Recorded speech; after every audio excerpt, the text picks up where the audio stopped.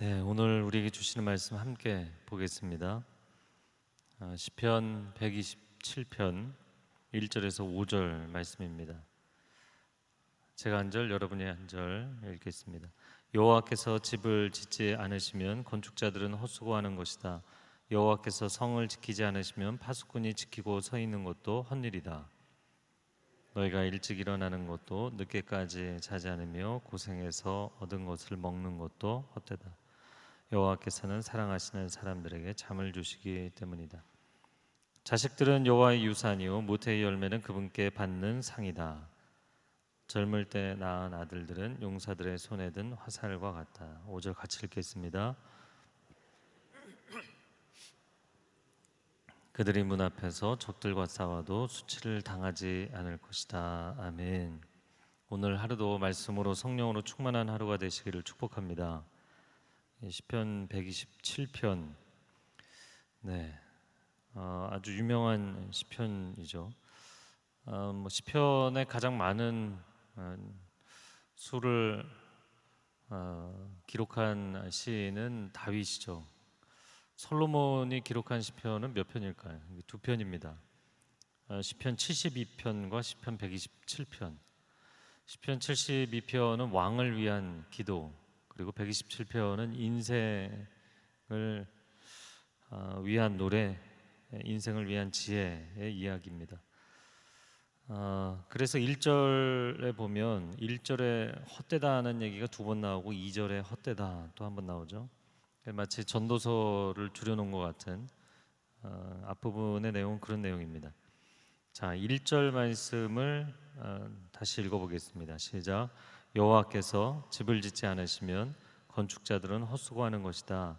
여호와께서 성을 지키지 않으시면 파수꾼이 지키고 서 있는 것도 헛일이다.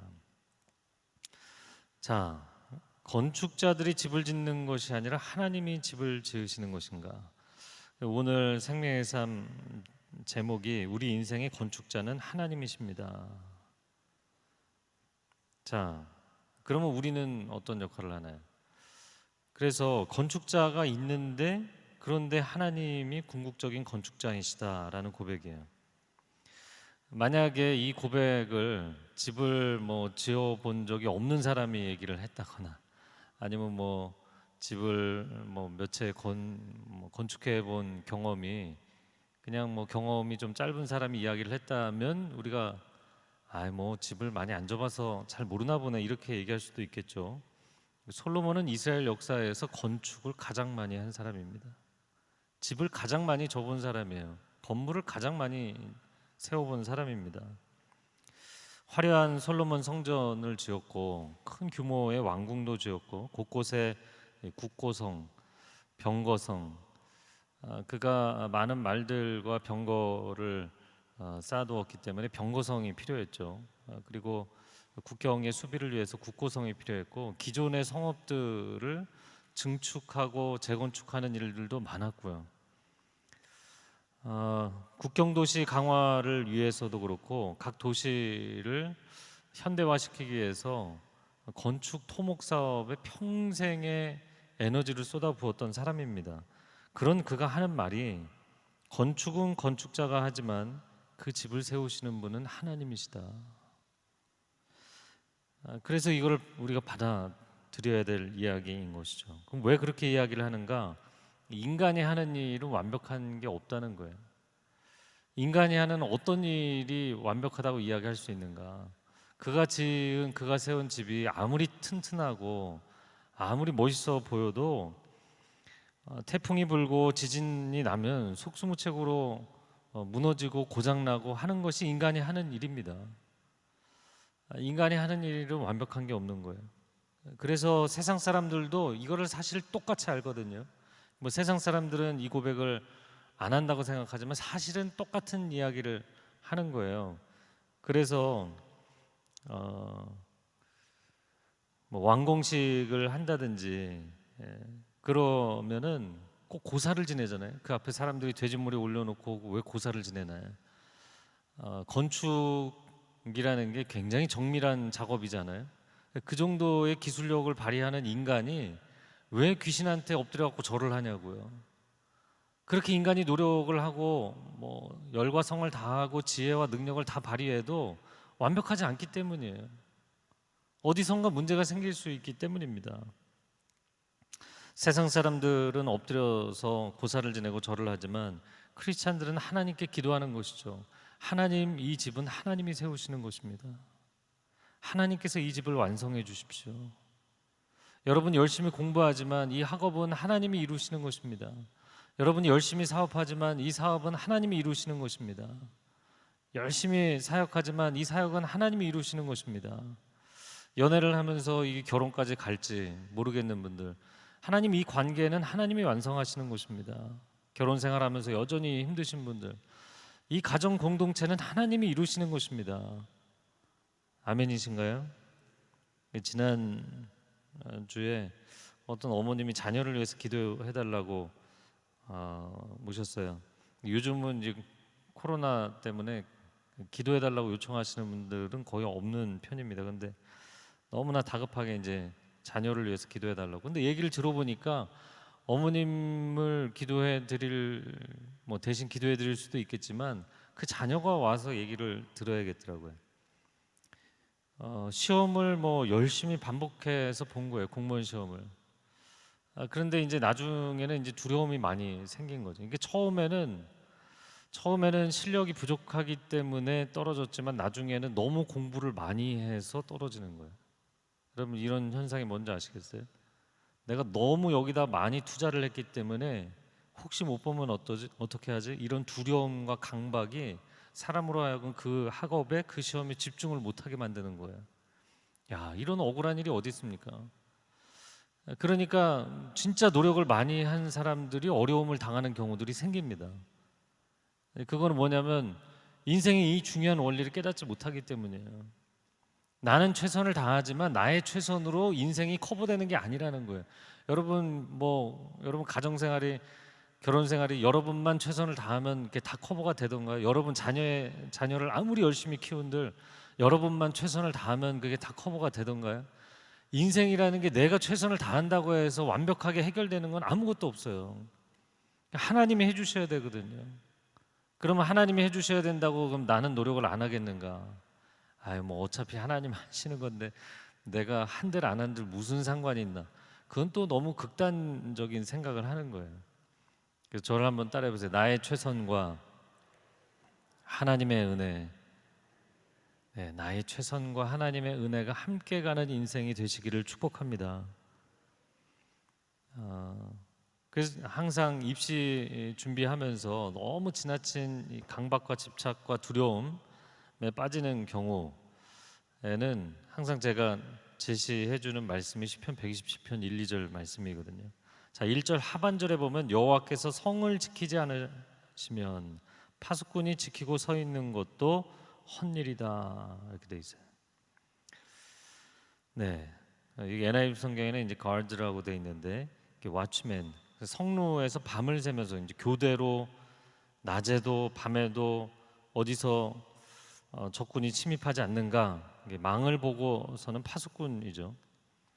자, 솔로몬은 이스라엘 역사상 가장 많은 건축을 한 사람이기도 하지만 이스라엘의 최대 영토를 확장했던 지도자이기도 하죠. 주요 지점마다 국경 경비 태세 강화를 위해서 얼마나 많이 노력을 했는지 몰라요. 그 집을 많이 세울 뿐만 아니라 그 집을 지키려면 또 파수꾼을 세워야 되잖아요. 그러니까 열심히 노력하고 나면 그 다음엔 두 다리 뻗고 편하게 쉴 것 같지만 자기가 버려놓은 일을 또 유지하느라고 또 수많은 일들을 해야 되는 게 인생이죠. 그러니까 현대 기술 문명 사회가 이 기술 문명이 우리를 굉장히 편리하게 해줄 것 같지만 또 그거 관리하고 그 페이스 쫓아가느라고 인생들이 바빠지는 거잖아요. 자, 물론 솔로몬 시대는 평화 시대였죠. 그러나 크고 작은 일들이 끊이지 않았을 것입니다. 그리고 솔로몬의 통치 말기에는 또 여기저기서 소요가 나고 반란이 일어나기도 했어요. 자, 그러면 전체 관리자 입장에서는 무엇을 깨달았는가? 파수꾼을 세울지라도 성이 뚫릴 수가 있구나. 아무리 파수꾼이 성실하게 근무를 해도 성이 뚫리는 일들이 생기는구나, 이런 걸 알게 된 거예요. 컴퓨터 시스템에 방어벽을 쌓는다 이렇게 표현을 하잖아요. 그래도 해커들은 해킹을 하는 경우들이 생기는 것입니다.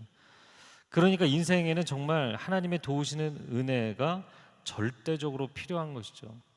그래서 우리가 착각하는 것은 좀 내가 내 힘과 지혜로 감당할 수 있는 일은 하나님께 별로 간구 안 해요. 내가 그냥 혼자서 다 해버려요. 그리고 좀 내가 감당이 안 될 것 같으면 하나님께 도우심을 구하죠. 여러분, 감당이 안 될 것 같아도 하여튼 그 일에 목숨 걸고 최선을 다하셔야죠. 노력도 안 하고 하나님께 은혜를 구하면 안 되죠. 그리고 정반대로 아무리 쉬워 보이는 일도 그게 쉽고 만만해 보여도 원숭이가 가장 잘 타는 나무에서 자기가 떨어지는 거잖아요. 인생은 쉽고 어렵고의 문제가 아닙니다. 항상 하나님의 절대적인 은혜가 필요한 존재가 인생입니다. 그것을 깨닫는 것이 지혜다. 최고의 지혜자였던 솔로몬이 이야기를 하는 것이죠. 그래서 마치 내가 내 힘과 능력과 최선으로 모든 것을 다 해낼 것처럼 교만해서도 안 되고, 그리고 그 안 되는 것을 해보겠다고 완벽주의적인 집착과 강박에 빠질 필요도 없는 것입니다. 그 다 부질없는 짓이고 자기만 고생시키는 일이죠. 자, 2절 말씀에 2절 같이 읽어볼까요? 시작. 너희가 일찍 일어나는 것도 늦게까지 자지 않으며 고생해서 얻은 것을 먹는 것도 헛되다. 여호와께서는 사랑하시는 사람들에게 잠을 주시기 때문이다. 어떻게 이 딱 두 절의 인생을 이렇게 잘 표현했는지 모르겠어요. 네, 여러분 잠 안 자고 이렇게 새벽에 나와 계시는데 근데 이렇게 새벽에 나와서도 내가 예배를 열심히 드려야지 그러다가 주무시는 분들 있잖아요. 네, 하나님이 특별히 사랑하셔서 그런 줄로 믿습니다. 졸리면 자야 돼요. 저는 커피를 잘 안 마시거든요. 네, 커피를 잘 안 마시는 이유가 몸이 잠을 원하면 자줘야죠. 너무 지나치게 계속 하루 종일 주무시는 분들은 문제겠지만, 자, 뭐라고 되어 있냐면 일찍 일어나고 늦게 누우며 아침 일찍 기상, 새벽같이 기상해서 한밤중에 취침하는, 뭐 누가 시켜서 그렇게 하는 게 아니라 수면 시간을 쪼개서 분초를 다퉈가며 인생을 열심히 사는 거예요. 이 현대인들은 인류 그 어느 문명기보다 수면 부족 상황이 심각합니다. 여러분, 수면 부족이 만병의 원인이라고 그러잖아요. 잘 주무시기를 바랍니다. 네, 잘 주무시기 바랍니다. 물론 뭐 제일 우리에게 맞는 것은 하나님 창조하신 원리대로 해가 뜨면 일어나고 해가 지면 자는 거죠. 근데 우리가 너무 늦게 자서 그런데, 하고 싶은 일이 많고 해야 될 일들이 많고, 그리고는 그렇게 고생해서 일을 해서 수고해서 얻은 떡을 먹는다. 수고의 떡을 먹는다. 고생해서 얻은 것을 먹는다. 근데 그것도 헛된 것이다 이렇게 표현을 했어요. 자, 그래서 1절과 2절 상반절까지 이것도 헛되고 이것도 헛되고 이것도 헛되고, 인간이 이렇게 노력을 한들 이렇게 노력을 한들 이렇게 자기 뼈를 깎아가면서 자기 생명을 깎아가면서 산들, 먹는 것도 제대로 편하게 먹지 못하고 수고의 떡을 먹는 인생은 헛되다. 그 전도서에 가장 많이 나오는 이야기 중에 하나가 뭔가요? 헛되다는 이야기 다음에는 이렇게 인생을 누리는 것이 하나님이 주신 낙이다, 하나님이 주신 분복이다, 이런 표현들이 반복해서 나와요. 그 중에 한 가지가 전도서 2장 24절에 먹고 마시고 하는 일이 잘 되는 것보다 사람에게 더 좋은 것이 무엇이겠는가. 뭐 거창한 게 아니라는 거예요. 인생이라는 것은 그냥 내가 사랑하는 사람들과 가족과 친구들과 함께 즐겁게 먹고 마실 수만 있어도 인생은 행복한 것이다. 할렐루야. 네, 이거 아멘 하셔야 돼요. 이거 뭐 하나의 말씀입니다. 그러니까 우리가 그렇게 수고하고 애를 쓰는 건 물론 열심히 사는 건 좋지만, 그러나 여러분 잘 드시고, 네, 그리고 몸의 수분도 좀 충분히 섭취하시고, 요즘 같은 때는 또 덥잖아요. 그리고 잘 쉬고 잘 주무시고, 그게 하나님이 주신 축복이라는 거예요. 그래서 너무 과열돼서 사는 것, 지나치게 살지 마라, 밤새지 마라, 몸을 해치지 마라 이야기하는 것입니다. 그래서 이 인생에 대한 이야기를 하면서 2절 하반절에 뭐라고 얘기했냐면 하나님께 사랑하시는 자에게 뭐를 주신다고요? 잠을 주신다고요. 그러니까 극도로 예민하고 늘 긴장되어 있는 사람은 잠이 안 와요. 맘 편한 사람들은 잘 자잖아요. 어디 앉혀놔도 잘 자잖아요. 또 요즘은 뭐 기면증이라는 게 있는데 뭐 그런 병적인 거 말고요. 자, 하나님이 사랑하시는 자에게 잠을 주신다. 이 잠이라는 것은 안식의 대표적인 표현이죠. 여러분의 육신에도 여러분의 마음에도 하나님이 주시는 안식과 평강이 늘 있기를 축복합니다. 네. 하나님께서 6일 동안 창조하시고 7일째 안식하셨잖아요. 자, 그럼 6일 동안 일을 하셨고 7일째 안식하셨으니까 일이 안식보다 중요할까요? 우린 보통 그렇게 생각하죠. 하루 뭐 주말에 조금 쉬는 것은 6일 동안 다시 일을 하기 위한 것이다. 좀 쉬어둬야지. 그래야 내가 일을 할 수 있지. 일에 대한 그 부담감과 책임감이 굉장히 큰데 사실은 하나님의 창조의 원리는 6일의 일이 7일의 완성을 향해 달려가도록 만드신 거예요. 자, 6일 일하고 7일째 쉬고 6일 일하고 7일째 쉬고 이게 계속 반복될 것 같지만 그게 끝나면 뭐가 오나요? 영원한 안식이 오죠. 우리가 평생 연습한 것. 하루에도 낮에는 일하고 밤에는 쉬고 낮에는 일하고 밤에는 쉬고 일주일도 6일은 일하고 7일째는 하루 쉬고 또 1년 내내 뭐 일하다가 휴가 때 좀 쉬고 또 1년 내내 일하다가 휴가 때 좀 쉬고 이게 계속 반복될 것 같지만 결국에는 마지막 결론은 영원한 안식이에요. 할렐루야. 그래서 여러분 6일이 훨씬 분량상으로는 많지만 지향점으로 놓고 보면 안식이 궁극적인 가치를 가지고 있는 거예요. 그래서 한국인들 열심히 사는 민족이죠. 그렇지만 여러분 안식을 누릴 줄 아는 크리스찬들이 되시기를 축복합니다. 하나님이 주시는 쉼과 안식을 누리시면 좋겠습니다. 자, 그리고 3절에서 5절은 자녀들과의 관계에 대한 이야기를 하고 있습니다. 그럼 앞부분과 뒷부분이 전혀 다른 내용일 것 같지만 인생의 집을 세우고 그 집을 지킨다 이런 표현들을 썼잖아요. 근데 3, 4, 5절에서는 그걸 자식 농사로 이야기를 한 겁니다. 그리고 자녀, 가정을 세우는, 가정을 빌드업하는 것으로 이야기를 한 거예요. 자, 3절에 자식들은 여호와의 유산이고 모태의 열매는 그분께 받는 상이다. 여러분의 자녀는 하나님이 주신 유산, 기업이고 상급입니다. 그래서 이 자녀 내 아들, 딸이니까 내가 낳고 내가 키운 내 자식이다. 이렇게만 생각하시면 안 되고요. 하나님이 선물로 주셨고 하나님이 키우신 하나님의 자녀인 줄로 믿습니다. 왜 세상 사람들이 물론 크리스찬들 중에서도 주의하셔야 되는데요. 왜 자기 자녀를 학대하는가?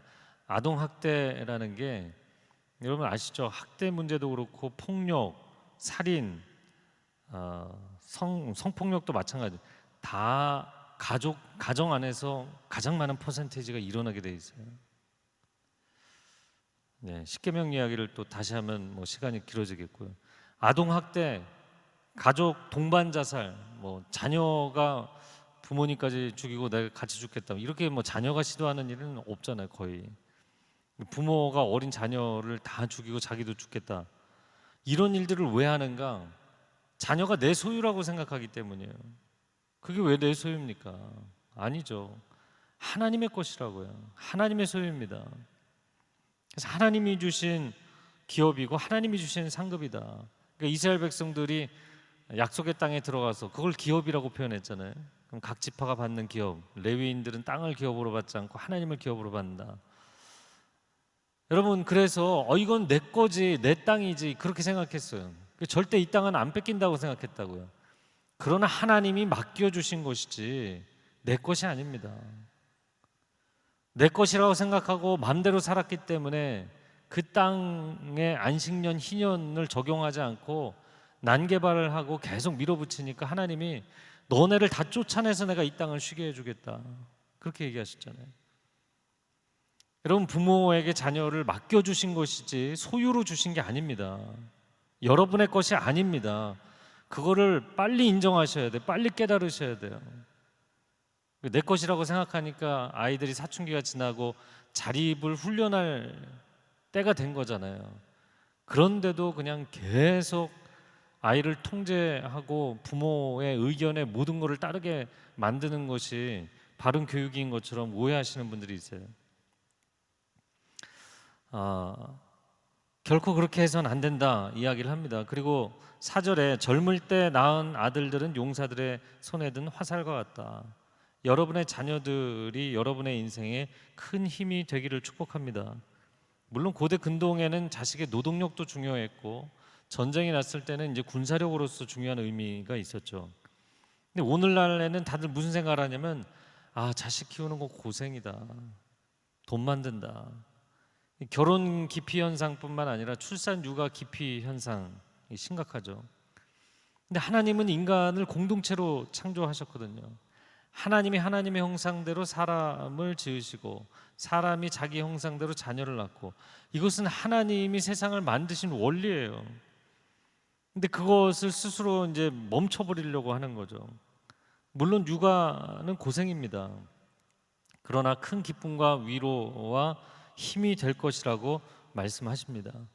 그래서 아이가 어릴 때부터 일방적인 관계 형성이 아니라 쌍방적인 인격적인 관계 형성을 위해서 노력하셔야 돼요. 아까 이야기한 것처럼 엄마 아빠가 계속해서 아이의 의견을 묵살하고 엄마 아빠 의견만 밀어붙이는 것도 잘못이지만 좋은 것도 일방적으로 주지 마세요. 그 물질, 용돈도 너무 지나치게 일방적으로 계속, 선물이라든지 용돈이라든지 음식이라든지 이런 것도, 좋은 것도 너무 일방적으로 계속 주시면 안 돼요.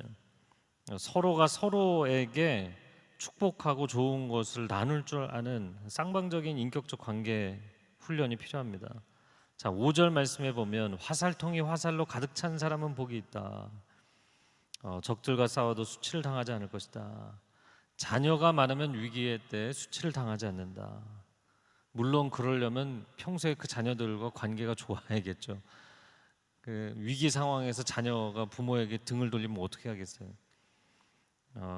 그래서 이 5절, 4절, 5절 말씀 읽으면서 가지가 많은 나무에 바람 잘 날이 없다, 이런 표현을 쓰지만, 그러나 그 많은 가지 덕분에 열매를 얻기도 하고 그늘을 얻기도 하는 것이죠. 기업도 마찬가지고 교회도 마찬가지입니다.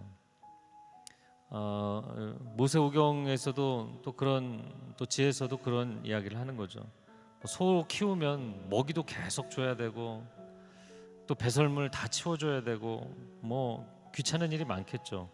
그러나 그 소가 있기 때문에 넓은 논과 밭을 다 갈아주는 거잖아요. 그게 고마운 거죠. 오늘날 사람들이 이제 개인주의가 심해지니까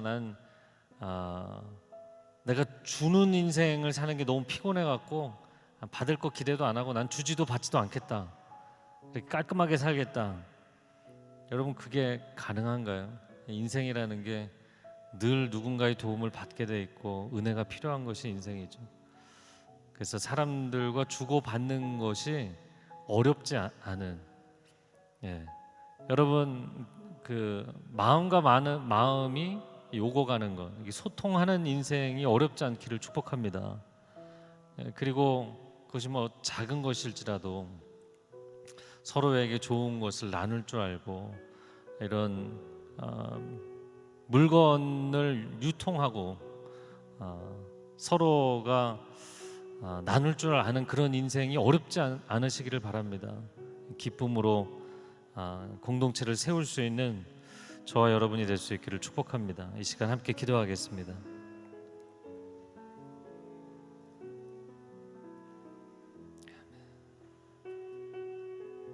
하나님, 오늘 시편 127편에 이 인생에 대한 지혜를 깨달아야 될 사람들이 있습니다.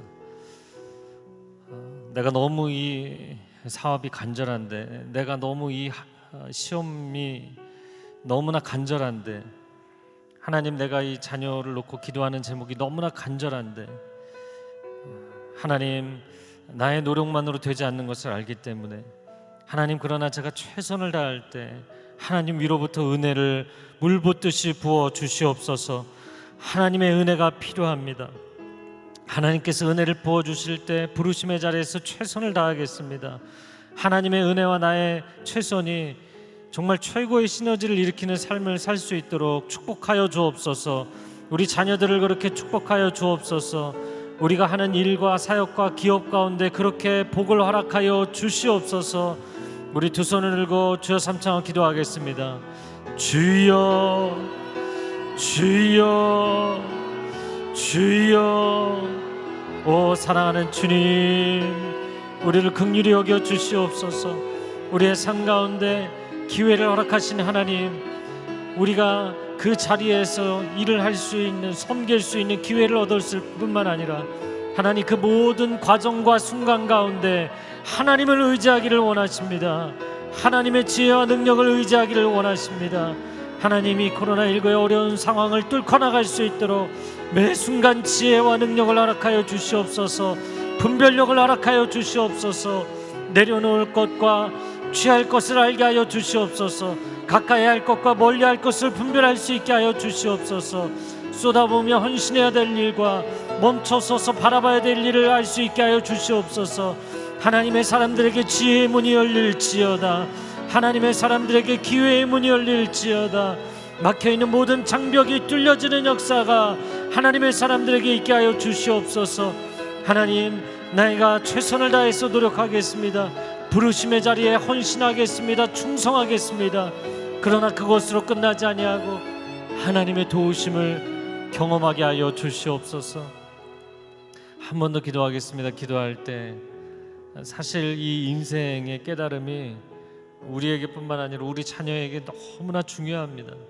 이제 인생의 기회를 맞이한, 인생의 중요한 장벽들을 넘어서며 전진해야 될 우리 아들, 딸들에게 이 인생의 깨달음이 너무나 중요합니다. 하나님, 정말 최선을 다하는 우리 자녀가 되게 하여 주시고, 그 최선 위에 하나님의 은혜의 기름 부으심을 체험하고 간증하는 자녀들이 되게 하여 주시옵소서. 우리에게 허락하신 자녀들이 내 것이 아니라 정말 하나님의 소유, 하나님의 것이라고 고백하게 하여 주시옵소서. 이 시간 자녀들을 위해, 가정을 위해서 기도하기 원합니다. 그런 분들은 자리에서 일어나서 기도하겠습니다. 기도할 때 한 손은 가슴에 얹고 한 손은 하늘을 향해서 여러분 전심으로 부르짖어 기도하십시오. 하나님, 은혜를 부어 주시옵소서. 이 가정을 하나님의 은혜로 세워 주시옵소서. 우리 자녀들의 인생에 하나님과 평생을 동행하게 하여 주옵소서. 주여 삼창하고 기도와 개인 기도하겠습니다. 주여, 주여.